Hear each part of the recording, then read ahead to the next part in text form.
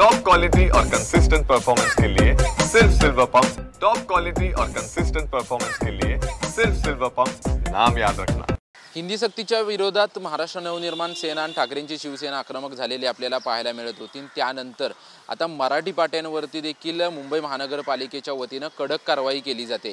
कारण गेल्या अनेक वर्षांपासून मराठी पाट्यांसंदर्भात अनेक राजकीय पक्षांची आंदोलने जी आहेत ती सुरू होती आणि मराठी आणि हिंदी सक्तीचा वाद असताना मुंबई महानगरपालिकेकडून जे आहे ते मराठी पाटे जे दुकानदार लावत नाहीत ह्या दुकानदारांवरती कडक कारवाई केली असल्याची मुंबई महानगरपालिकेकडून माहिती देण्यात आलेली आहे। आतापर्यंत मुंबई महानगरपालिकेकडून जवळपास 2,000 कोटींचा कोटींचा भूदंड जो आहे तो मराठी पाट्या न लावणाऱ्या दुकानदारांना लावण्यात आलेला आहे। एकूण मुंबई महानगरपालिकेच्या वतीने 3,133 दुकान आणि आस्थापनांना जे आहे ती भेट देऊन त्यांवरती थेट कारवाई जी आहे ती मुंबई महानगरपालिकेच्या वतीने करण्यात आलेली आहे। या अगोदर आपण जर पाहिलं तर 2018 साली आणि 2022 साली या नियमांमध्ये जे आहे ते काही मुंबई महानगरपालिकेच्या वतीने बदल करण्यात आले होते आणि या बदलानंतर 2022 पासून तर थेट कडक कारवाई जी आहे ती मुंबई महानगरपालिकेच्या वतीने करण्यात आल्याचं आपल्याला पाहायला मिळतंय।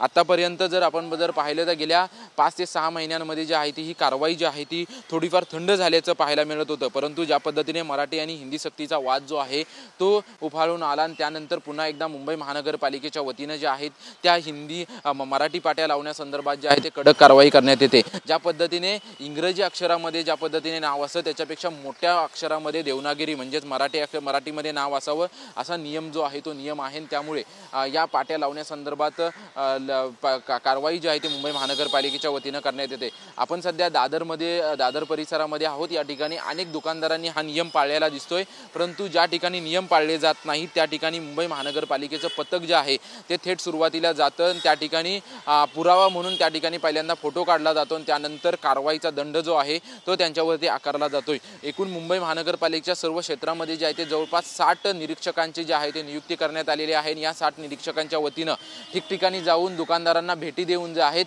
ते या मुंबई महानगरपालिकेच्या वतीने जे आहे ते दुकानदारांवरती कारवाई करण्यात येत आहे। याच्या अगोदर आपण जर पाहिलं तर जवळपास संपूर्ण मुंबई महानगरपालिकेच्या क्षेत्रामध्ये संपूर्ण मुंबई महानगरपालिकेच्या वतीने 2 ते 3,000 दुकानांना दिवसाला भेट दिली जाते आणि त्यांच्या मार्फत जे आहे ते ही कारवाई केली जाते आणि त्याच्या मार्फत आतापर्यंत 2 कोटी जो दंड जो आहे तो मुंबई महानगरपालिकेने ह्या दुकानदारांकडून आकारल्याची माहिती स्वतः मुंबई महानगरपालिकेने दिलेली आहे।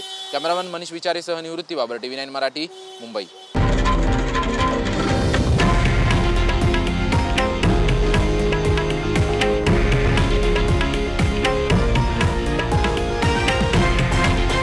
हे आहे देशातील नंबर 1 न्यूज नेटवर्क आणि आपण पाहत आहात TV9 मराठी, एकमेव।